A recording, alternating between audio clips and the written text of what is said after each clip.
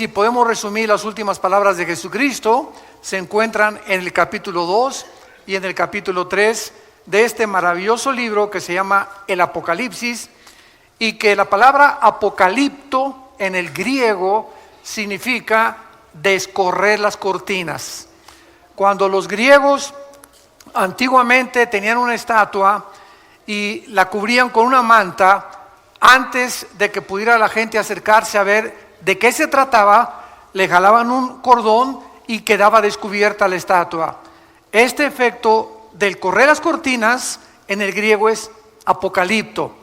Actualmente, cuando hay la exposición de carros en Ginebra, en Francia, en París, pues tapan, ¿verdad?, los Lamborghini, los Ferrari, los nuevos carros, y la gente se acerca a los periodistas y quitan la manta y de repente aparece el nuevo modelo que están promoviendo. Este efecto se llama el Apocalipsis, descorrer las cortinas. ¿Por qué se llama así este libro? Porque en este libro Dios nos corre las cortinas del futuro. Nos abre la ventana para que nos podamos asomar y podamos percibir en lo que va a acabar el mundo. Para que podamos, no solamente por curiosidad o por aumentar el intelecto, ver cómo va a acabar el mundo, porque la gente es curiosa por naturaleza. Por eso estamos llenos de brujos, de falsos profetas, de mediums, porque todo el mundo está profetizando esto, está profetizando aquello, cuando todo está ya aquí escrito en la Biblia. Entonces Dios no solamente quiere que tengamos el intelecto para poder conocer por curiosidad, sino que nosotros sepamos que en la medida en que el Apocalipsis se va desarrollando, podamos irlo comparando con el aspecto geopolítico del mundo, con el aspecto antropológico del mundo, como es ahorita la famosa transgéneros y todas estas abominaciones para destruir la familia, el fundamento con el cual la sociedad ha estado establecida, y podamos prevenirnos y levantar nuestra voz. Somos la sal de la tierra, y si nosotros no hablamos, y si nosotros no continuamos manifestando la opinión de Dios al mundo en todas las áreas donde tú te desenvuelvas, por eso dice el dicho: los malos triunfan cuando los buenos no hacen nada. Entonces quedarnos callados es hacernos cómplices de la maldad del mundo. Fíjate lo que te estoy diciendo. Y si tú eres cristiano, tú eres la sal de la tierra. Y cuando la sal pierde su sabor, dice en Mateo capítulo 5 el Señor Jesucristo, no sirve más que para ser pisoteada por los demás. El día que nosotros perdamos nuestro sabor y perdamos nuestro testimonio, no sirves para nada. Y la misión por la cual Dios nos llamó para poder realmente bendecir al mundo es para que evitemos hablando, comunicando, predicando, testificando el Evangelio de la gracia de Dios, e impidamos que la corrupción del mundo continúe avanzando con la velocidad que actualmente lo está haciendo. Hemos llegado a un grado donde ya es normal, y ese es el peor de los niveles a los que una sociedad pueda llegar, a donde nos acostumbremos que lo que el mundo está aceptando es normal.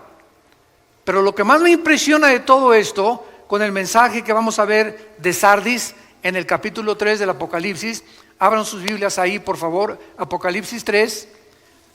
Lo más sorprendente de lo que estamos viendo actualmente en el mundo es que las dos más grandes potencias del mundo, Rusia y la China, están en contra de la ideología de género, están en contra de lo transgénero, están en contra del matrimonio homosexual. Son las dos más grandes potencias del mundo, escuchen ustedes, y son ateas. En China todavía es comunista. Rusia, la mayor parte, prevalece el ateísmo. Y las naciones que se dicen cristianas son las que están acostumbrándose a aceptarlo. Yo no estoy de acuerdo con muchísimas cosas que el presidente de Rusia, Vladimir Putin, ha emitido, o la forma como él está actuando en muchas áreas del mundo.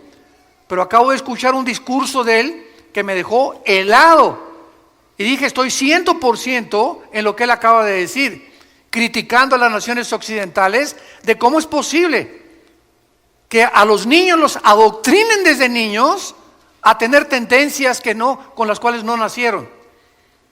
Como él dice, a los 18 años que cada quien escoja vivir como le da la gana.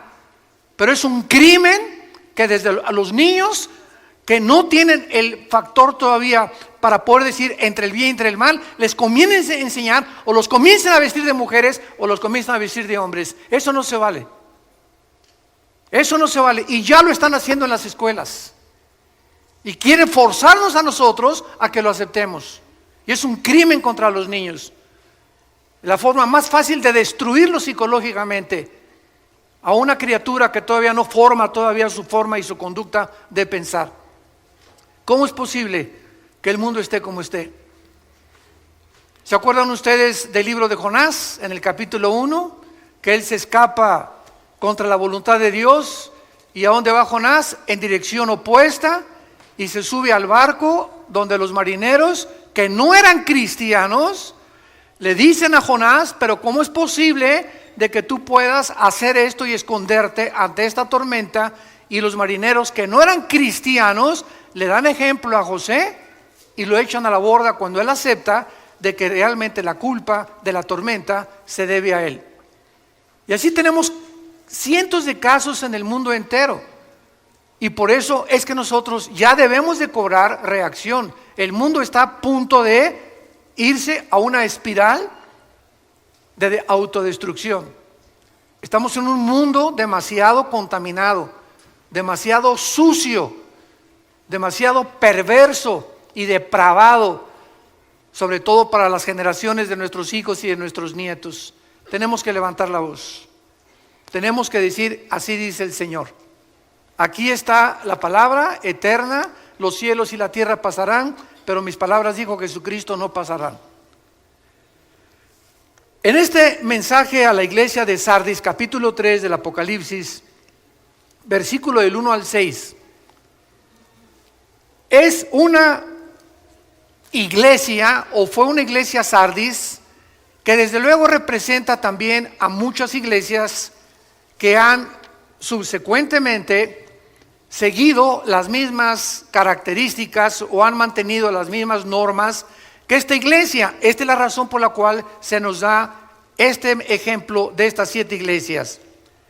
¿Saben ustedes que las vastas distancias del espacio interestelar son inimaginablemente intensas? Las estrellas más cercanas a nosotros tienen trillones de kilómetros de distancia, y estas distancias han forzado a los astrónomos y a los astrofísicos a poder sacar una unidad apropiada para medirlo, que se llama el año luz. Un año luz equivale a lo que la luz viaja a 300,000 kilómetros por segundo. Cuando Alberto Einstein sacó su famosa teoría E igual a mc al cuadrado, la energía es igual a la masa por la velocidad de la luz al cuadrado, se determinó desde hace más de, estamos hablando ya casi un siglo, que no hay nada en el mundo más rápido que la luz. No hay nada. Hace algunos años hubo un físico que dijo que había unos neutrones que viajaban más, etcétera, etcétera, pero descubrieron después que había un error y que estas pequeñas partículas subatómicas no eran más rápido que la luz. Y esto es increíble porque el Sol se encuentra a 150 millones de distancia de la Tierra. O sea que la luz del Sol hacia nosotros viaja en 8 minutos 20 segundos. Es lo que tarda la luz del Sol llegar a la Tierra, 8 minutos 20 segundos. En los 150 millones de kilómetros que tiene. Ahora, las estrellas que están, imagínense, a miles de kilómetros, de trillones de kilómetros más lejos del Sol, y que vemos en la noche como puntitos luminosos, muchas ya no existen. ¿Por qué? Porque desaparecieron hace millones de kilómetros, millones de años, perdón. Pero ¿por qué seguimos viendo su luz? porque explotaron, pero la luz continúa llegando y viajando en el espacio. Yo quiero usar este fenómeno de la física para poder compararlo con la situación de muchas iglesias que hace muchos años brillaron, tuvieron luz, fueron luminosas y ahora solamente desaparecieron estas iglesias y viven de la luz del pasado. Viven de sus victorias pasadas. Cristianos que hace 10 o 15 o 5 años tuvieron una muy buena vida y ahora ya completamente están apagados. Iglesias apagadas que tienen el nombre, que viven, pero están muertas. Y muchos de ustedes que nos escuchan a través también de las redes sociales y de internet y de YouTube, etcétera, etcétera, muchos de ustedes que nos escuchan solamente tienen el nombre de cristianos, pero están muertos espiritualmente a los ojos de Dios. Y recordemos algo para comenzar a definir los términos. La palabra muerte, thanatos en el griego, no significa cesación de existencia. No significa dejar de existir o de vivir. La palabra muerte en la Biblia significa separación, si lo quieres apuntar. ¿Quiénes son los muertos espiritualmente? Los que están separados. Están existiendo, pero no tienen una relación viva, dinámica, orgánica con el Señor Jesús. ¿Quién es un muerto físicamente? Una entidad que ha dejado, que se ha separado, su cuerpo está en la tumba, pero su alma y su espíritu se han separado de su cuerpo. Es lo que la muerte física no es cesar de existir, y se han ido o al cielo o han bajado al infierno a esperar el juicio final. Entonces la muerte física es la separación del cuerpo, del alma y del espíritu. La muerte espiritual es la separación del espíritu, del alma y del cuerpo.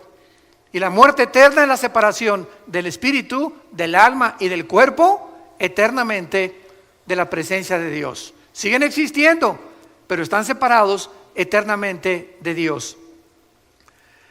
Esta ilustración nos resume, repito, la situación de muchas iglesias que aún continúan brillando con la luz reflejada de un pasado brillante. Y vemos nosotros de qué forma el mundo va a acabar, dónde va a terminar. Hace algunos días tuve una reunión con varios pastores centroamericanos y me estaban preguntando que cuál era la opinión de nosotros acerca del futuro de la iglesia. Y les dije, bueno, he escuchado desde hace algunos años que han por ahí predicado Argentina para Cristo, Paraguay para Cristo, México para Cristo, España para Cristo. Y les dije yo, ¿de dónde sacaron estas tonterías? Porque en la Biblia no existe nada absolutamente de que una nación entera se vaya a convertir. Esto va a suceder hasta Apocalipsis 22 en el tiempo del milenio. Entonces la Biblia no profetiza ni tampoco nos exhibe que antes que venga Cristo la situación del cristianismo va a mejorar. Al contrario, la Biblia enseña que antes de que Cristo venga viene la apostasía. Segunda de Tesalonicenses 2, 3 y 4, antes que venga el anticristo vendrá la apostasía. Primera de Timoteo 4:1, el Espíritu dice que en los últimos tiempos muchos apostatarán de la fe. Mateo 24:12, el Señor Jesucristo hablando, por haberse multiplicado la maldad, el amor de muchos se va a enfriar. Segunda de Pedro capítulo 2, así como hubo falsos profetas y falsos apóstoles, así habrá en los últimos tiempos falsos apóstoles, falsos profetas que harán mercadería de la gente. Entonces estamos ante un panorama negro. Sin embargo, en medio de esta apostasía siempre habrá un remanente. Siempre habrá en todas las naciones, en todas las iglesias, un pequeño, muy reducido, muy pequeño de verdaderos cristianos. Y a ese pequeño remanente tú eres el que debes de permanecer y pertenecer. Ese es el remanente que Dios va a cuidar, a protegernos de todo lo que viene en el mundo. como dice aquí en Apocalipsis capítulo 3, versículo 10, por cuanto has guardado la palabra que yo te he dicho, es mensaje a Filadelfia, te guardaré de la hora de la prueba que ha de venir sobre el mundo. Dios va a proteger a ese remanente. Por lo que, dándonos cuenta de cómo el mundo es tan agresivo y cómo las fuerzas de la naturaleza han atacado al mundo, al planeta Tierra, huracanes, tsunamis, incendios, terremotos, etcétera, etcétera, siempre los ha habido en la historia, pero nunca habían convergido todos juntos, como ahora lo estamos viendo, uno tras otro, uno tras otro, uno tras otro. Solamente esta semana más de 62 terremotos hubo en el mundo, nada más en 7 días. Muchos no se dan a conocer porque fueron de 3 grados, de 4 grados, de 5 grados, van aumentando, etcétera, etcétera. Pero estamos en un mundo convulsionado completamente por las fuerzas naturales de la naturaleza. Entonces, teniendo en cuenta estos factores y estas condiciones, acerquémonos a Dios. Es tiempo que te acerques a Dios con tu familia y con tu matrimonio. Es tiempo que reunamos a nuestros hijos y les demos testimonio. Es tiempo que a tu novia le des testimonio que es un cristiano. Y no la manosees, no te atrevas a tocarla antes de casarte. Es tiempo que le des a tu novio un testimonio de lo que es una muchacha hija de Dios. Porque ese es el testimonio, como dice Hebreos capítulo 13, alcanzaron por la fe buen testimonio los antiguos. Los testigos que ahí menciona desde Abel, Noé, Enoc, Abraham, etcétera, etcétera.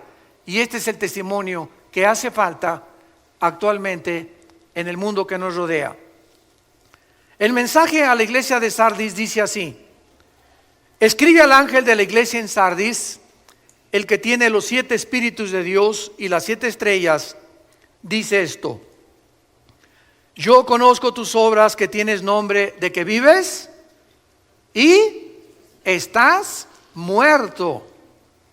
Sé vigilante y afirma las otras cosas que están para morir, porque no he hallado tus obras perfectas delante de Dios.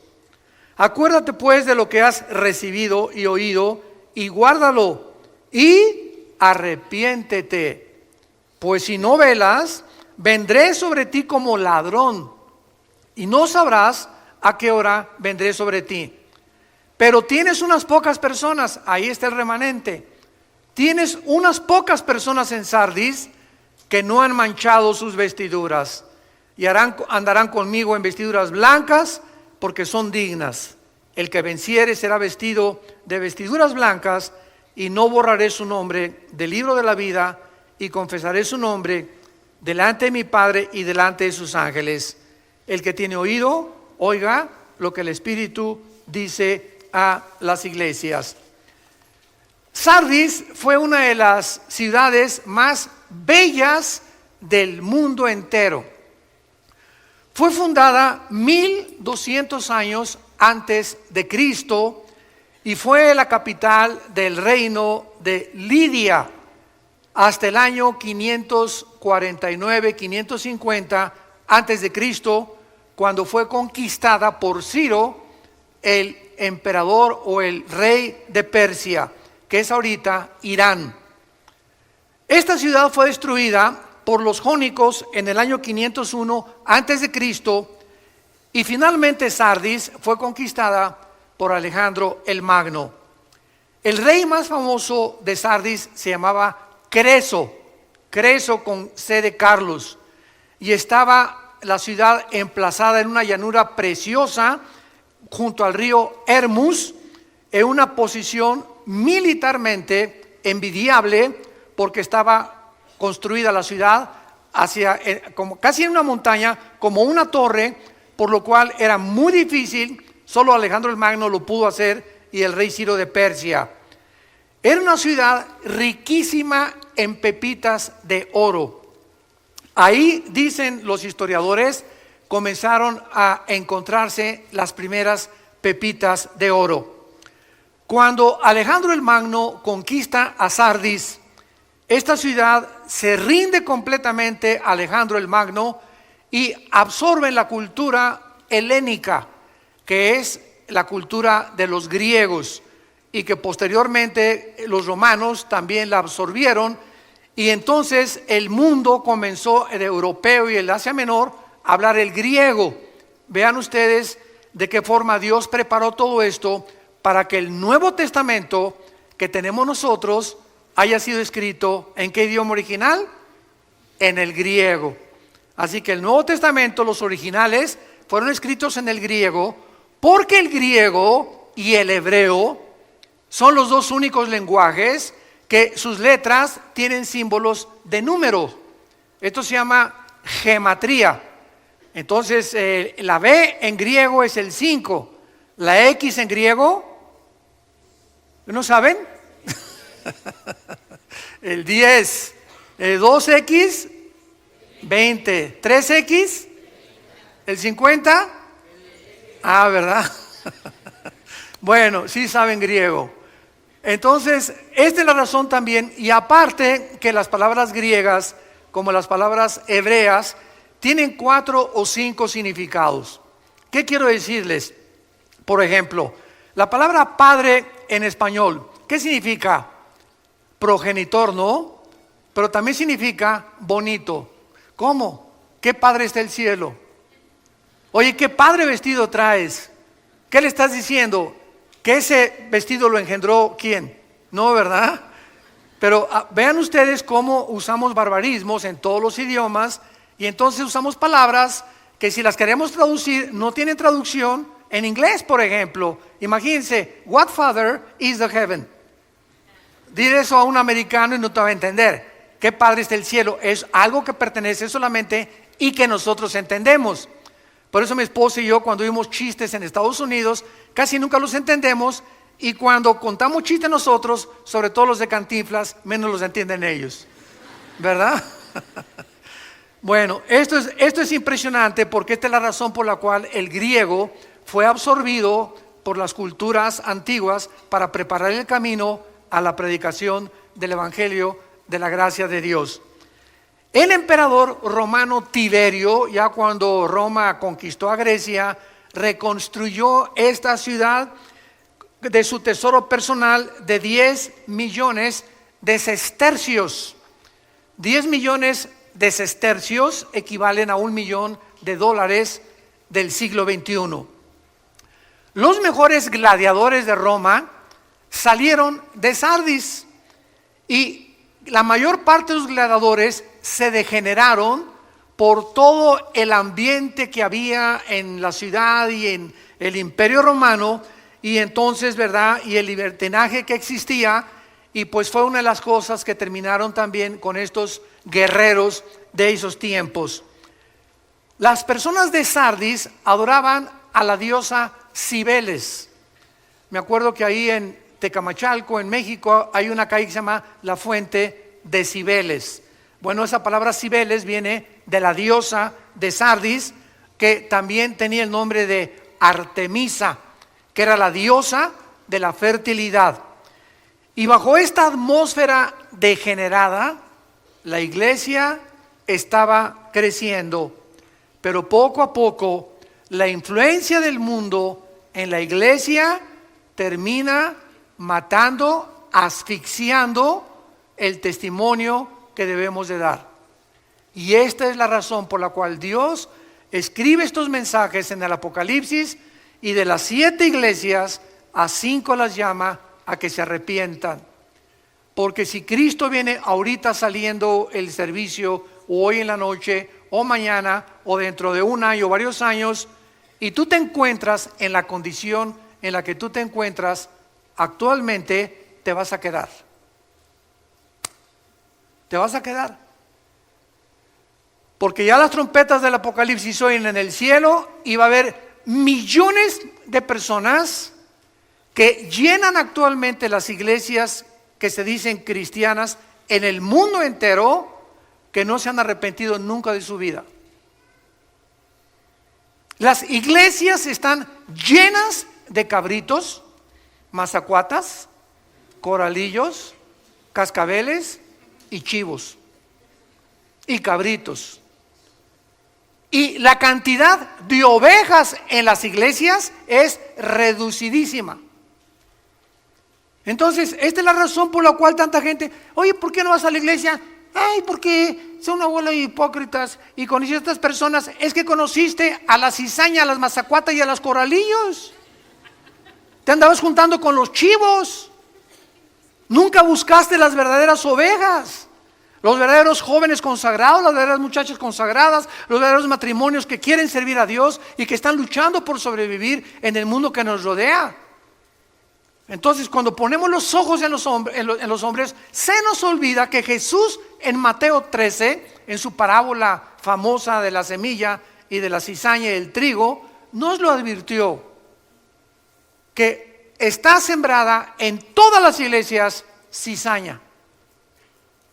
Están personas infiltradas, sin que lo sepan ellas, movidas por poderes espirituales enemigos de Dios, para hacer tropezar a las ovejas, para hacer mala influencia a matrimonios, para que de alguna forma comience el leudamiento de la iglesia. Como en la parábola de cuando se introducen las 3 medidas de harina o de levadura en el pan, y dice Cristo hasta que todo es leudado. Y ahí simboliza a una mujer como la persona que se leuda todo, porque es el símbolo de la iglesia apóstata, la gran ramera de Apocalipsis 17. ¿Quién es la gran ramera de Apocalipsis 17? El conjunto de todas estas iglesias que tenían nombre, que vivían y estaban muertas. Es las iglesias que se vendieron, que cedieron a la presión del mundo y no mantuvieron sus convicciones hasta el final.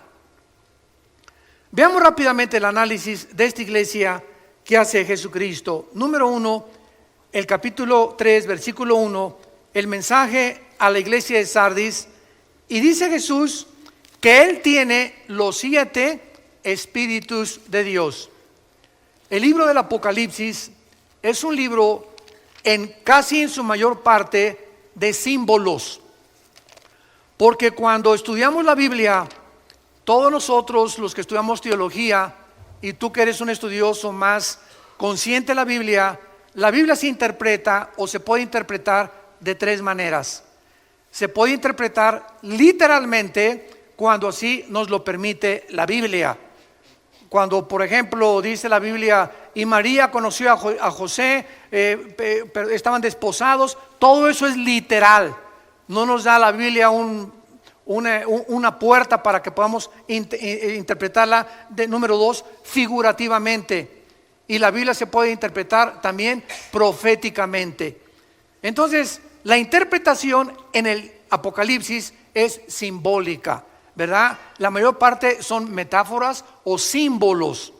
Y cuando dice los 7 espíritus de Dios, el 7 se repite en el Apocalipsis casi 40, 50 veces. Los 7 ángeles, las 7 estrellas, los 7 espíritus. ¿Por qué?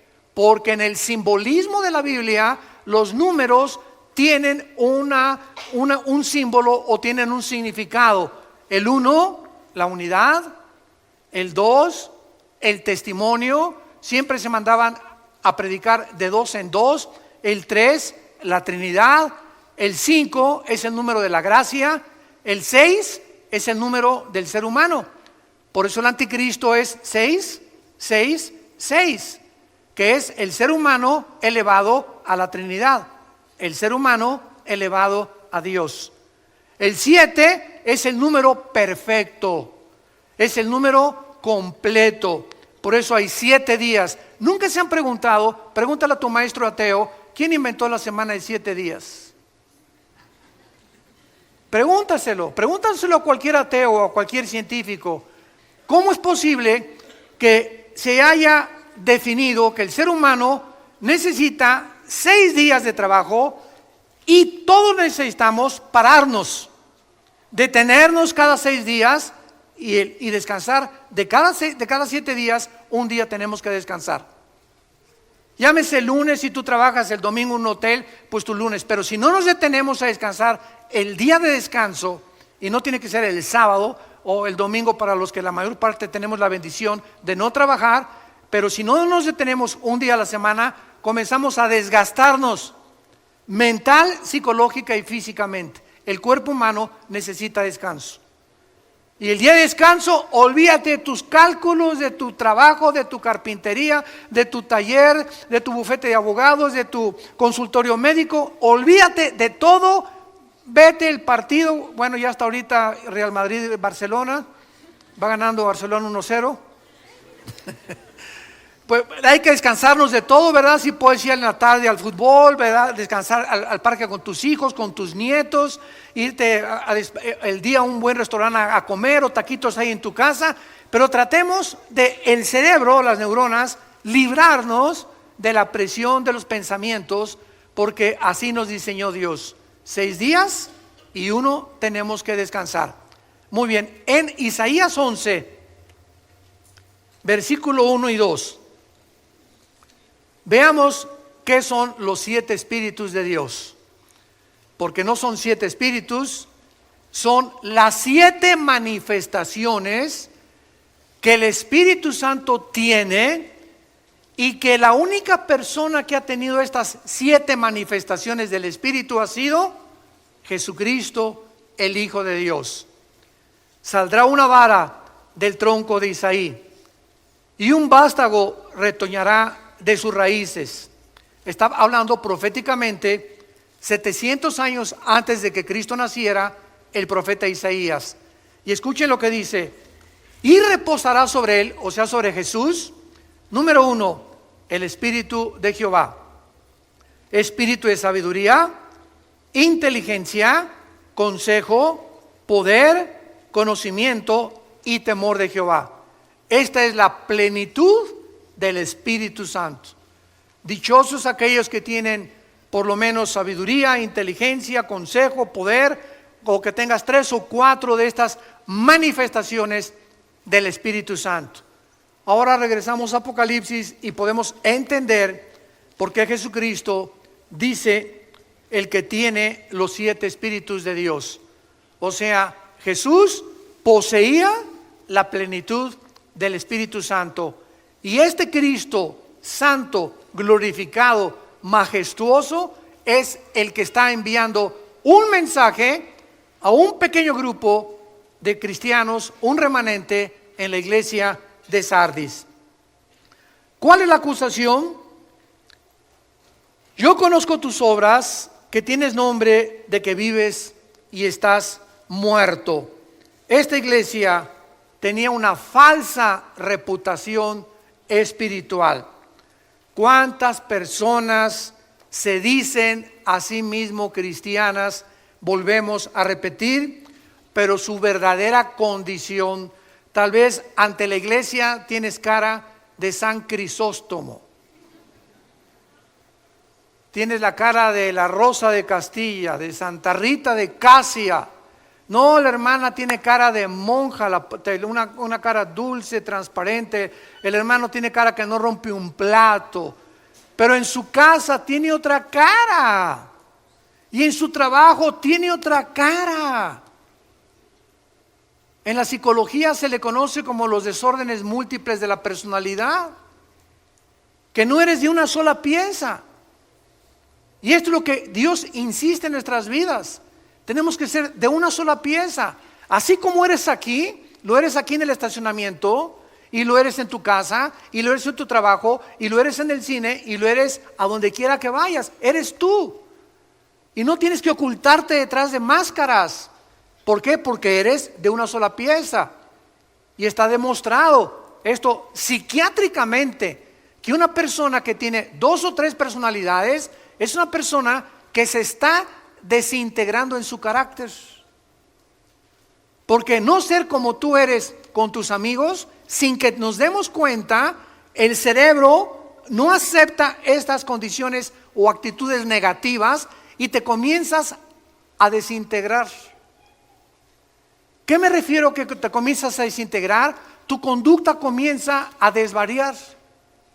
Comienzas a hacer cosas que ya no son normales, que ya son completamente, muchos antisociales, otras inmorales, pero ya no eres la persona que eres. Y esas cosas que tú haces, no te das cuenta. Este es el engaño más grande del pecado humano, que el pecado endurece y engaña el corazón. Dice Jeremías 17:9, engañoso es el pecado sobre todas las cosas, perverso y engañoso el corazón. Entonces, estas personas llegan a la iglesia y no se han dado cuenta lo que son. Crees que eres y no eres. ¿Por qué lo crees? Porque estás engañado. Si no estuvieras engañado, te darías cuenta de tu verdadera condición. Ahora, ¿a qué venimos a la iglesia? A que se nos corra el velo, a que hay un apocalipsis, a que Dios nos corra la cortina y nos muestre cómo somos. Porque es el mensaje de la palabra de Dios. La palabra de Dios es como una espada de dos filos que penetra y parte el alma y el espíritu y discierne las intenciones y los pensamientos del corazón. Nada más que la exposición a la Biblia nos puede mostrar nuestra verdadera condición delante de Dios. Tus amigos te van a decir una cosa: no, tú te pareces a Sansón. No, que Rambo ni que Rambo, tú eres el papucho de papuchos de Metepec. No, hermana, tú estás bien, ¿verdad? Por aquí, por allá. Todos estamos rodeados de gente que nunca podrán asomarse a nuestro corazón más que Dios. Dichosos los que escuchan y leen las palabras de esta profecía, porque el tiempo está cerca. Déjale a Dios exhibirte, que nos corra realmente las cortinas, que te veas como es, porque Dios nos toca la llaga. Y cuando tú oyes que eso te llega a ti y que te pones el sombrero o el saco porque a ti te está quedando lo que estás escuchando, dichoso seas si hoy te arrepientes. Dichoso seas, bendito seas, que le digas: Padre, yo no quiero ser así, gracias por mostrarme esa cara que estaba engañado que yo tenía, ya no quiero ser así, entiendo que solo tú me puedes cambiar, perdóname, lávame con tu sangre preciosa, Jesús, entra a mi vida como mi Salvador, te necesito, Señor. Dichoso seas si por esa puerta esta mañana tú sales con estas condiciones en tu corazón. Vemos nosotros que esta muerte espiritual está conectada siempre con el pecado. ¿Cuáles son las señales de peligro de una iglesia que se está muriendo? Porque ahorita vemos cantidad de iglesias, repito, por afuera, ¿no? Y lámparas persas y candelabros chinos de Francia, y parecería pues que es una iglesia próspera, porque ahorita se mide la iglesia por la cantidad de gentes o por la calidad que existe en la construcción, de que es una iglesia próspera. Ese es el termómetro del siglo XXI, pero los pensamientos de Dios no son nuestros pensamientos, y no estamos en este momento en contra de que hay iglesias grandes. Gracias a Dios, las que son grandes y las que tienen la ventaja de tener un buen recinto. No estamos en contra de eso. Estamos en contra de que se enfoquen solamente en eso nada más, como lo vamos a ver a continuación. ¿Cuándo son las señales de peligro de que una iglesia se está muriendo? Cuando las actividades de la iglesia se enfocan en actividades sociales o de construcción en lugar de un cambio del corazón de las gentes mediante el evangelio y la predicación de Jesucristo. Cada vez que nosotros tenemos oportunidad de platicar con pastores, y tengo muchos amigos pastores, gracias a Dios, y somos un cuerpo todos, siempre a muchos de ellos les pregunto: ¿cuántos estudios bíblicos tiene tu iglesia? Pues tenemos la femenil el miércoles y tenemos 3 servicios el domingo. Le digo: pero entre semana no hay discipulado. ¿Quiénes son tus hombres? Le pregunto yo a mis hermanos pastores: ¿quiénes son tus hombres que tienes a tu alrededor? Tus Timoteos.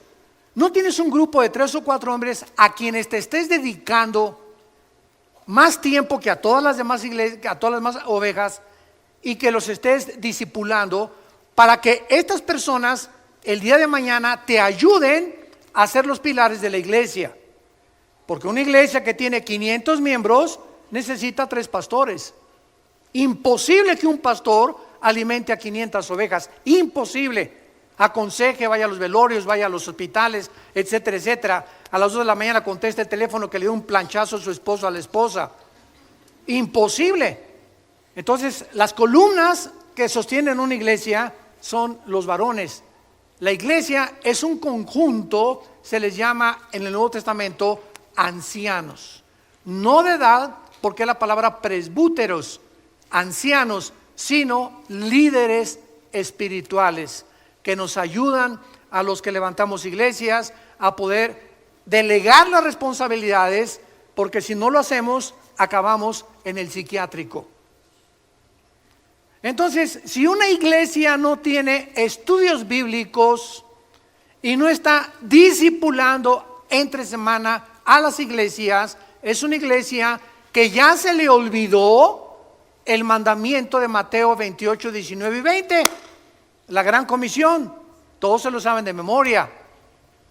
Muere Cristo y sube al cielo y dice: toda potestad me es dada en los cielos y en la tierra. Id y predicar el evangelio y hacer discípulos en todas las naciones. ¿Qué es hacer un discípulo? Hacer seguidores. La palabra discípulo es matetus en el griego, matetus, que significa el que sigue a otro. Eso es lo que es un discípulo. Vean lo que Jesús dijo en Juan capítulo 8, versículo 31 en adelante. Esto es impresionante porque Jesús estaba hablando a los que ya habían creído en Él. Juan 8, 31. Dijo entonces Jesús a los judíos que habían creído en Él. Y las iglesias cristianas pues están llenas de personas, porque si no, no irían, que dicen que creen en Jesús. Pero fíjate lo que dice la Biblia. ¿Qué significa creer en Jesús? No solo intelectualmente. Jesús les dijo: si ustedes permanecen en mi palabra, serán verdaderamente, ¿qué cosa? O sea, si ustedes continúan también todos los días tus devocionales en tu casa, estudios bíblicos en la iglesia, etcétera, etcétera, entonces te conviertes de cristiano a discípulo. Y no todos los cristianos son discípulos.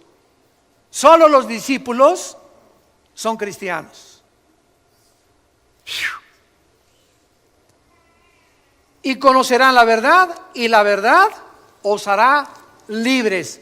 ¿Por qué hay tantos cristianos que se dicen cristianos, que vienen a las iglesias y todavía celebraré Halloween? ¿Pondré árbol de Navidad en diciembre? ¿Qué tan apretados deben las mujeres llevar los pantalones? Deben de tatuarse los jóvenes. Siempre están con tonterías de esas, fijándose siempre en estas cosas superficiales que no es lo que hace un verdadero cristiano.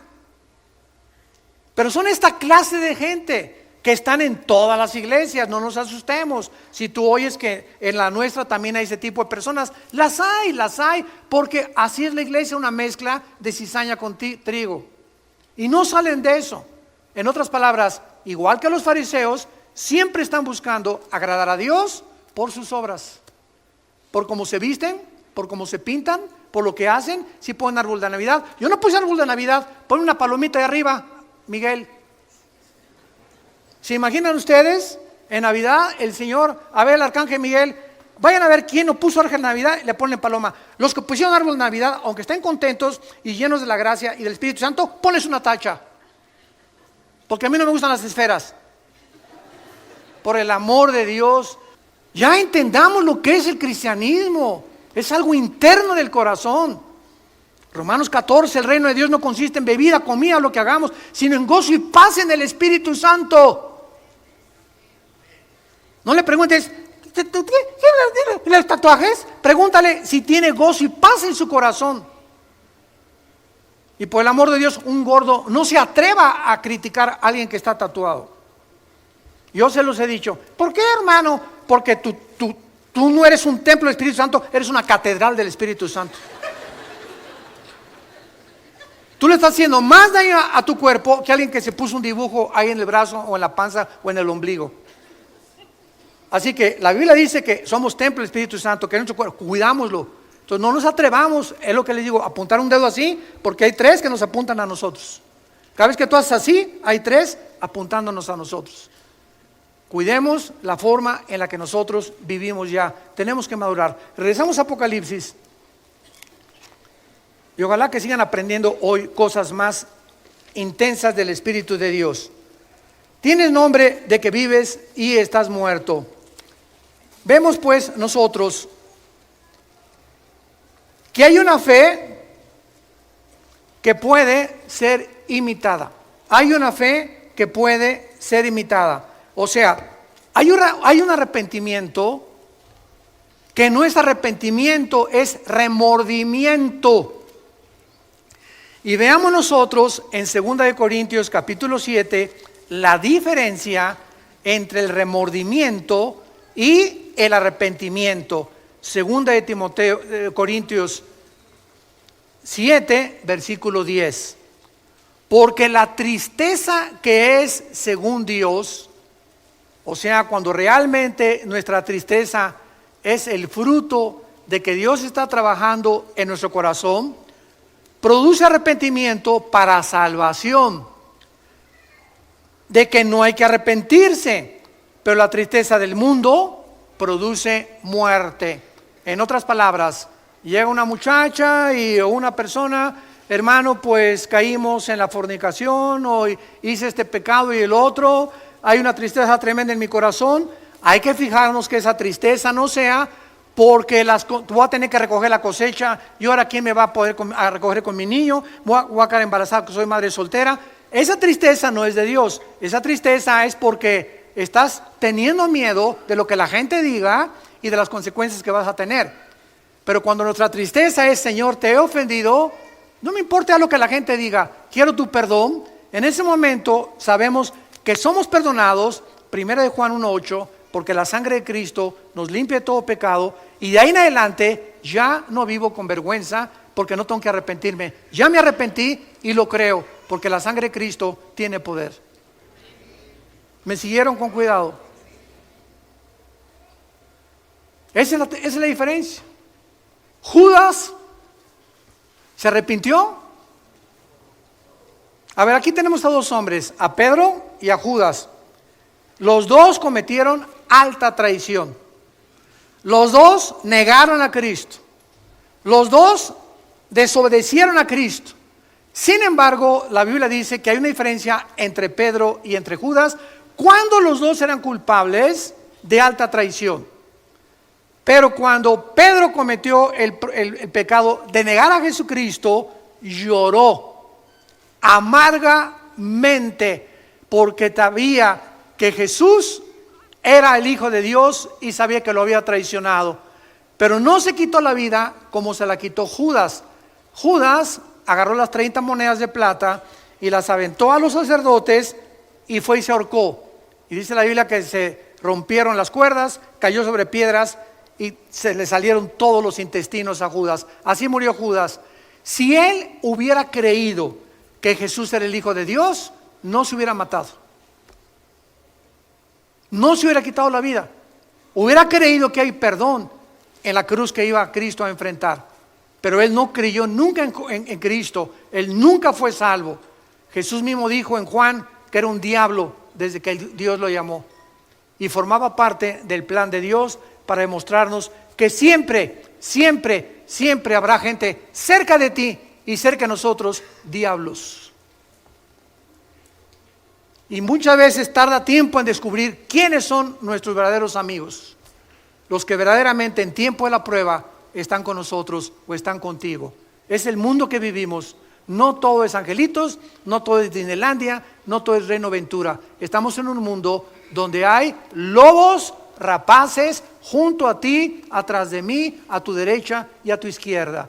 Es un mundo muy feo el que vivimos Y si estamos bajo el amparo del Señor, Él nos cuidará, nos fortalecerá, nos librará del lazo del cazador, de la peste destructora, y mandará sus ángeles a que nos rodeen. ¿Por qué? Porque en Él hemos puesto nuestra confianza. El Salmo 91. Hay una fe que no es real, hay una creencia que no es real. En Hechos capítulo 8, Simón el mago creyó. ¿Se acuerdan ustedes? Pero en realidad, él quería el don del Espíritu Santo, oigan esto, para hacer negocio. ¿Cuántos pastores que me escuchan a través de las redes sociales están entrando al ministerio porque fracasaron como ingenieros, como arquitectos, o por lo que quiera, y están buscando un modus vivendi y se meten de pastores para hacer dinero? Cosa que te equivocas, gana nada más de mecánico que de pastor. Va a tardar muchos años para que Dios pueda levantar tu iglesia, muchos años. Pero todos ya quieren así, a la marucha, una iglesia en la marucha. Ya a los 2, 3 años tengo una iglesia, 500 miembros, etcétera, etcétera, y ya, ¿sabes una cosa? Es un camino muy largo que recorrer, pero muy largo. Nosotros los 3 años, cuando Dios me llamó al ministerio, estuve 3 años viviendo con indígenas entre Guerrero y Oaxaca, de misionero, durmiendo en el suelo, tapándome en pisos de adobe con periódicos, y mi cojín era un ladrillo envuelto con 3 o 4 periódicos del Excelsior de aquel tiempo, y del Esto, y de la revista Alarma, que también se vendía en aquel tiempo. 3 años, y después 4 o 5 años de muchísimos padecimientos y una pobreza impresionante. Así que no es de la noche a la mañana cuando Dios nos bendice. Dios bendice la perseverancia. Y pasan muchos años para que tu corazón sea probado, que tú realmente eres un hombre y una mujer de Dios. Y en las pruebas lo vas a manifestar. Hay una santidad que no es real. Joás, el rey de Judá, se recubrió con un manto de santidad, irreprochable, ¿verdad? Y Judas, ¿quién más que Judas?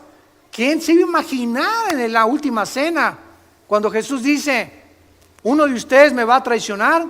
Nadie de los discípulos, ni por acá les pasó que iba a ser Judas el traidor. Estaba tan perfectamente bien disfrazado y camuflajeado que nadie lo pudo saber, pero el Señor conoce los corazones. Hay un amor también que no es real, que solo consiste en emociones. Vivimos tiempos difíciles y hay una humildad también que es falsa. Es una humildad que muchas veces detrás de una capa de modestia y de sencillez se esconde un corazón terriblemente orgulloso. ¿Cómo lo descubres? Muy fácil, cuando te vas a estacionar. Tenemos gente aquí que se llaman de seguridad con su gafete. Por favor, no estacione ahí. ¿Qué no sabes quién soy? Yo no soy de la prole, Yo soy Pirruris. Por el amor de Dios, ya bájale 5 rayitas. Claro que sí, mi comandante, usted, aunque no sea policía, lo obedezco porque trabaja para la iglesia, usted sabe lo que está haciendo y obedecemos. En estos pequeños detalles nos damos cuenta cuánto hay dentro de nosotros de orgullo y de falta de humildad. Y no queremos que nadie nos diga nada. ¿Por qué? Tú no sabes quién soy, yo me estaciono donde yo quiero. ¿Te das cuenta?